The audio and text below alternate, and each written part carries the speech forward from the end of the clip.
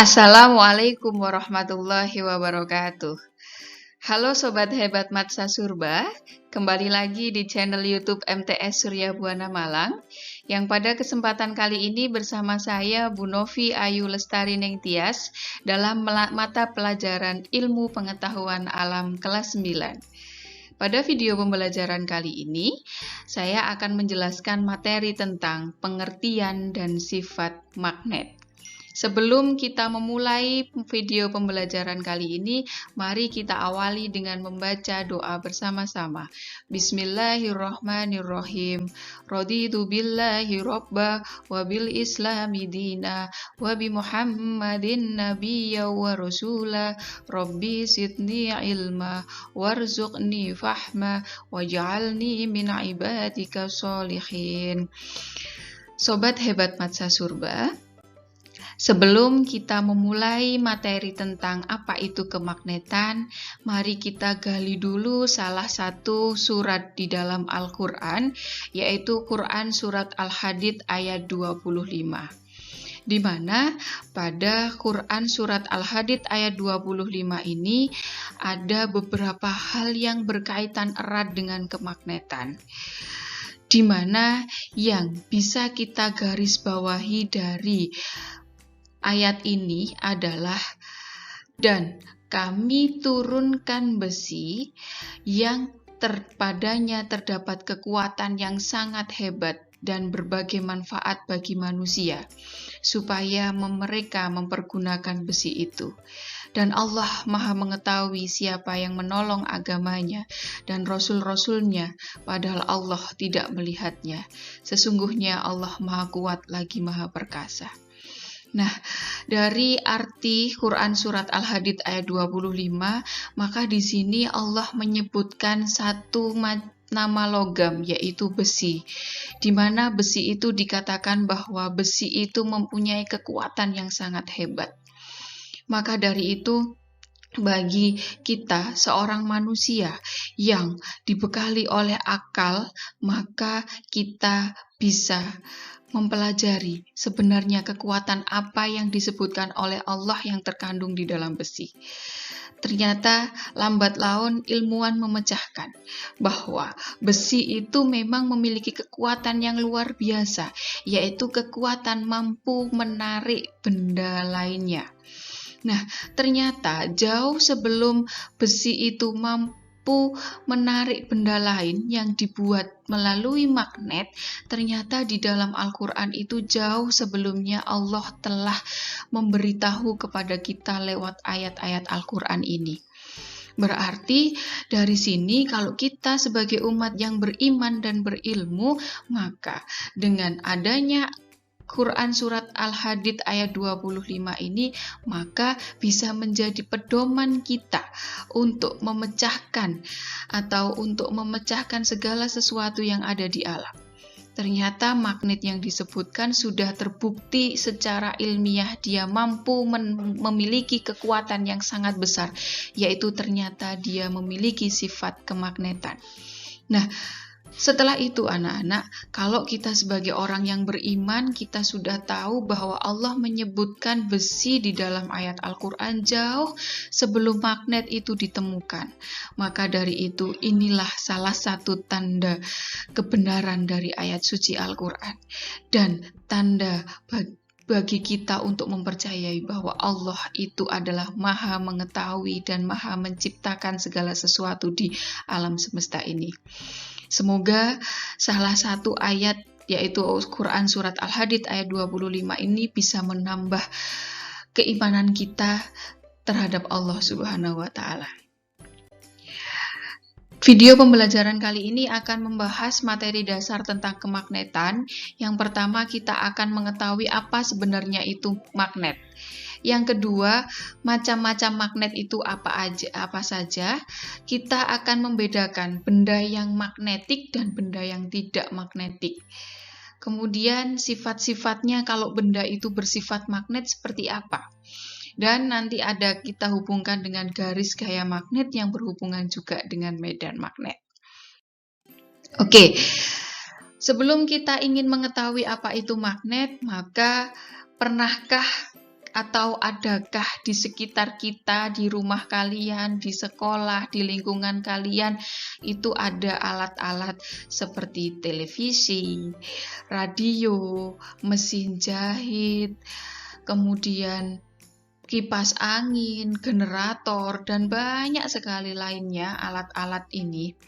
Nah, jika alat-alat yang Bu Novi sebutkan itu ada di sekitar kalian dan kalian memanfaatkan alat tersebut atau kalian sering menggunakan, maka sebetulnya kalian itu sudah memanfaatkan magnet dalam kehidupan kita. Loh, kenapa seperti itu? Kenapa TV, radio, mesin jahit, generator, kipas angin kok dikatakan kita memanfaatkan magnet?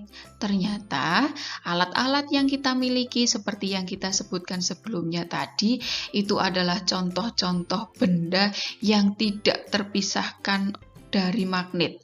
Artinya adalah keberfungsian mereka, manfaat yang kita dapatkan dari alat-alat tersebut itu ternyata tergolong dengan magnet. Di mana sebenarnya magnet di dalam TV itu? Apa sih magnet itu? Itulah yang akan kita pelajari pada pertemuan kali ini. Sehingga nanti kalian akan tahu apa itu magnet di dalam alat-alat yang kita gunakan. Yang pertama, kita belajar dulu apa itu magnet. Sudah sering kita tahu bahwa magnet itu bisa menarik, kan begitu. Berarti yang dikatakan magnet hakikatnya adalah suatu benda yang dapat menarik benda-benda lain. Nah, apakah semua benda dapat ditarik oleh benda lain? Nah, yang dikatakan ditarik itu benda-benda yang ternyata berbahan dasar logam atau bahan dasarnya itu mengandung unsur baja dan besi. Nah, kalau kita lihat ini contohnya magnet, ada S sama N biasanya. Ini kalau benda itu dia punya sifat magnet, maka dia disimbolkan ada simbol S sama N, yaitu South sama North, yaitu selatan sama utara. Nah, benda-benda ini dapat menarik. Yang namanya menarik itu bukan ada talinya terus bisa menarik, bukan. Tapi ketika didekatkan dengan suatu benda yang logam, tanpa dihubungkan dengan tali atau yang lainnya, dia mampu menarik benda-benda itu. Itulah hakikat dari magnet. Oke. Nah, kemudian bagaimana? Tadi di dalam Al-Quran itu kan dijelaskan bahwa Allah itu sudah memberikan sinyal kepada kita bahwa ada besi yang mampu menarik benda-benda di sekitarnya. Akhirnya sebelum magnet itu ditemukan, sebelum ada penemuan atau percobaan membuat magnet secara buatan oleh manusia, ternyata ada asal mula dari magnet itu ditemukan, yaitu di Yunani ada kota yang namanya itu Magnesia. Dia berada di wilayah, nah dia itu suatu daerah namanya Manisa, ya, atau Magnesia biasanya dia disebutkan. Kenapa? Karena ada hubungannya dengan magnet, anak-anak. Pada masa lalu itu sebuah material berwarna hitam, jadi dikira itu kayak sebuah batu. Dia akhirnya disebut sebagai lodestone. Nah, ternyata benda ini dia kalau sampingnya ada paku atau benda yang terbuat dari logam, besi, dan baja, ternyata dia mampu menarik. Nah, itu adalah asal mula ditemukan magnet alami. Jadi loh, kenapa batu ini secara alami kok bisa menarik benda-benda di sekitarnya? Akhirnya dari sinilah akhirnya muncul penemuan-penemuan atau muncul apa itu sebenarnya benda ini, anak-anak.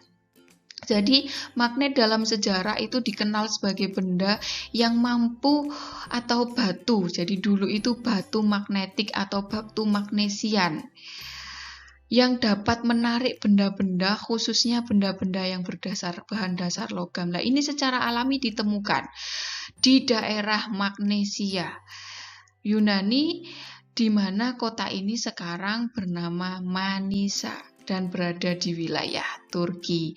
Jadi dulunya itu ditemukan dulu secara alami sebelum diteliti lebih lanjut. Kenapa dia bisa menarik? Itu adalah asal mula magnet. Nah, Klasifikasi magnet, jadi magnet itu dikelompokkan jadi dua hal. Ada magnet alam sama buatan. Yang namanya magnet alam ya sudah, dia adalah magnet yang ada di alam tanpa campur tangan manusia. Contohnya adalah seperti tadi yang awal mula dari ditemukannya magnet itu. Dan kalau magnet buatan jelas dibuat secara sengaja oleh manusia. Kita tahu bahwa sekarang ini kita bisa membuat magnet dengan berbagai cara. Bentuk-bentuk magnet buatan, ini ada magnet silinder, ada magnet jarum, ada magnet ladam, ada magnet keping, magnet batang, dan magnet U, di mana semuanya yang namanya magnet itu dia punya yang namanya kutub utara dan kutub selatan, atau SU, utara, selatan, atau NS, North sama South. Nah, kutub itu berarti di ujung-ujungnya. Ini adalah bentuk magnet, ya.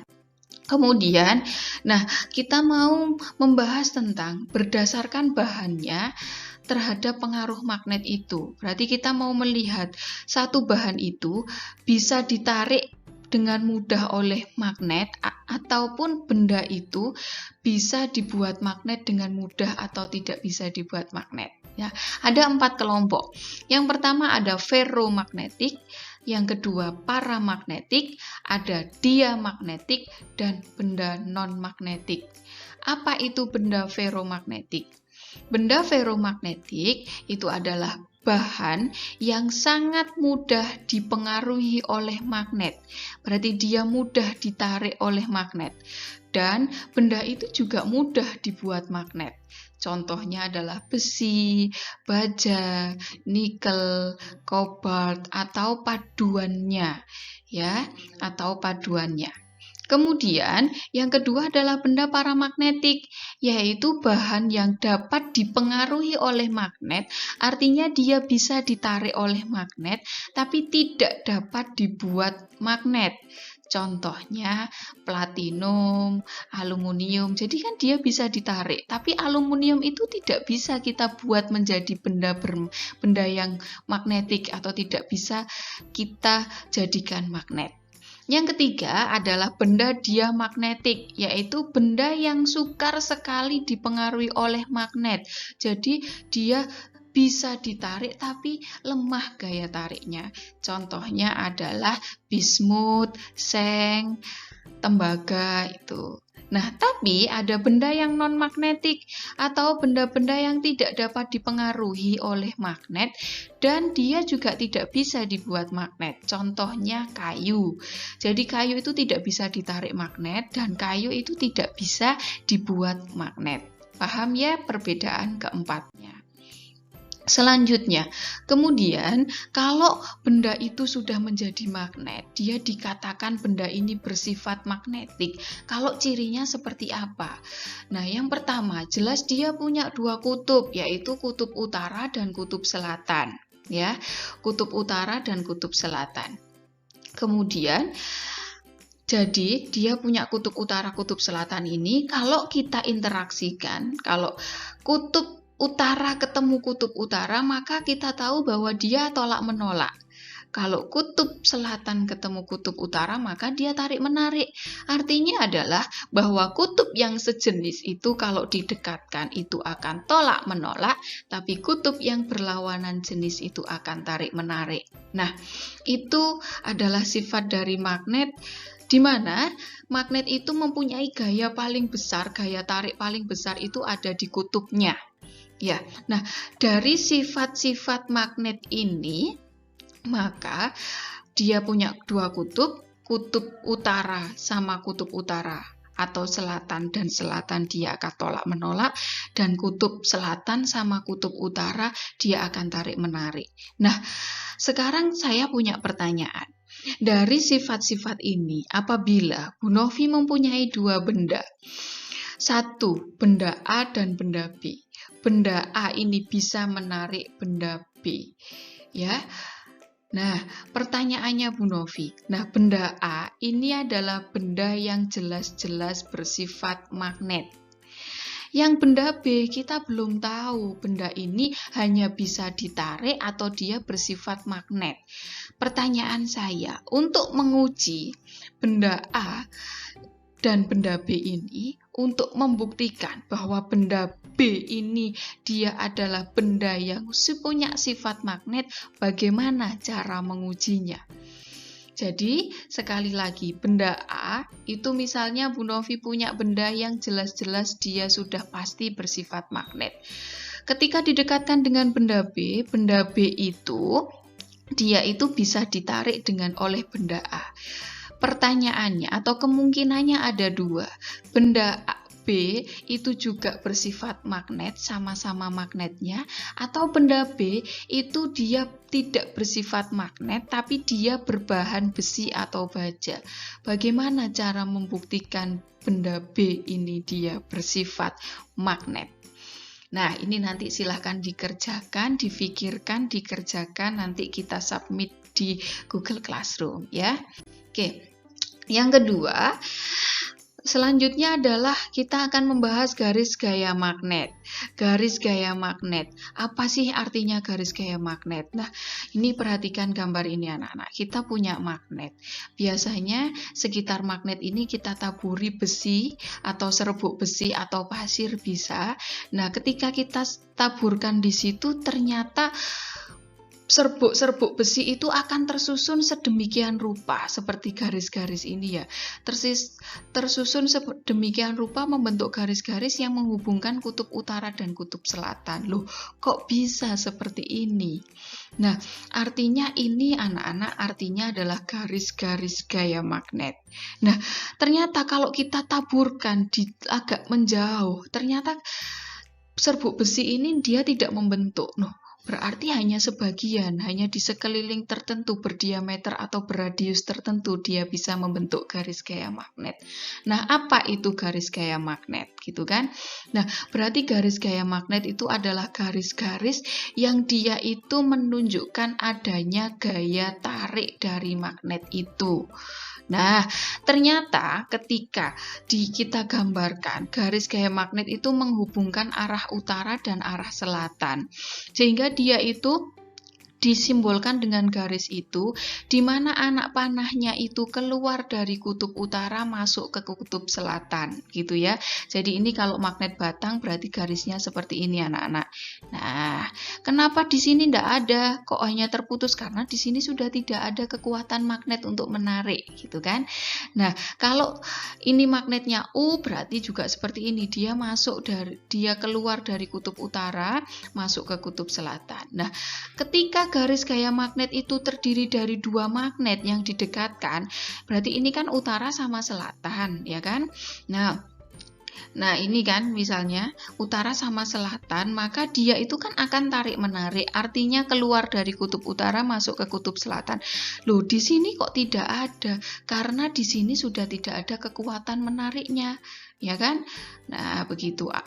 Ini kekuatan tarik-menariknya di sini. Di sini ada sih, cuman dia arahnya ke sini seperti ini. Nah, arahnya ke sini anak-anak. Nah, kalau kita dekatkan kutub utara dengan kutub utara, keluar, semuanya adalah anak panahnya keluar, tapi tidak nyambung seperti ini anak-anak. Tidak nyambung itu artinya karena utara sama utara itu kan tolak menolak, tidak tarik menarik, sehingga dia itu nanti semuanya akan mencoba menjauhi semuanya, dan anak panahnya keluar semuanya, ya, karena utara sama utara. Oke. Terakhir kita bicara medan magnet. Medan magnet itu masih ada hubungannya dengan garis-garis gaya magnet. Selama daerah yang itu masih bisa dipengaruhi oleh magnet, jadi ini semua daerahnya ini, dia dikatakan adalah medan magnet. Ya, kalau ini sudah tidak ada garisnya karena dia sudah tidak dipengaruhi oleh gaya tarik magnet itu, maka di sini bukan medan magnet, ya kan? Nah, maka medan magnet itu adalah daerah yang digambarkan oleh garis gaya magnet karena dia masih dipengaruhi oleh gaya tarik magnet itu. Oke, itu adalah medan magnet. Sehingga kalau kita simpulkan adalah yang dikatakan benda magnet adalah benda yang mampu menarik benda lain di sekitarnya yang dia berbahan logam. Dia punya kutub utara dan kutub selatan.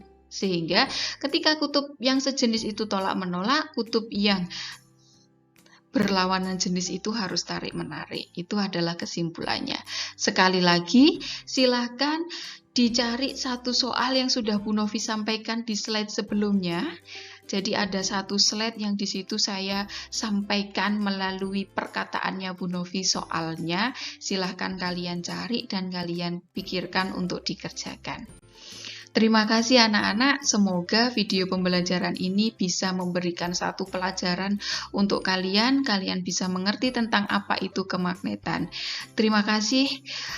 Akhir kata, wassalamualaikum warahmatullahi wabarakatuh.